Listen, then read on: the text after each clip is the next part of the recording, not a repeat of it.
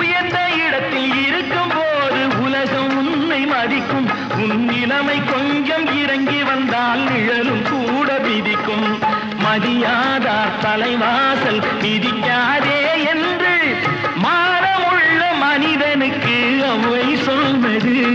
அது அவ்வை சொன்னது, அதில் அர்த்தம் உள்ளது. பரமசிவன் கழுத்தில் இருந்து பாம்பு கேட்டது, கருடா சௌக்கியம்